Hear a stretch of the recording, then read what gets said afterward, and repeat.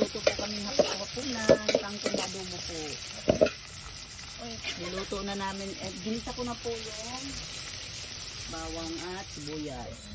Ang ihalo ko po dito ay tokwa, saka nor. Ayan po. Yung pangkay niya, natin ko po yan para malinis. Malinis yan. Ito po. Ayan. Ito po ang ayan po ang pangkay niya. Saka ito, yung dahon. Adobong kangkong po, masustansya. Ano po ito? Collagen. Collagen po yan. Ang kangkong ay para sa ating mga buto. Ang patibay ng ating mga buto. Yan po. Kita po mananapot man ito. Guys, nilunod ko na po yung suka toyo at saka kangkong. Pati nor cubes.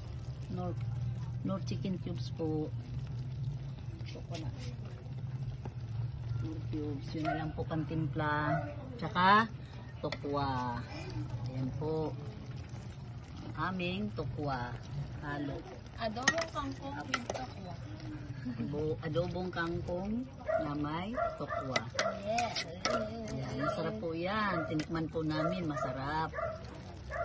Yan. Yan na po. Ayan na po ang finished product. Kain po tayo mga guys. Kumusta na kayo? Ingat po tayo palagi. God bless us all po. Kain po tayo. Ito na po yung finished product na po. Naprito ko na po kasi yung tokwa. Bago ko po itong impisahan. Yan po. Finished product na po siya. Masarap po yan. Kahit simpleng lutuin lang. Yan lang halo. Masarap. At masustansya. Collagen po yan. Bye bye po mga karils. Ingat po palagi. God bless us all.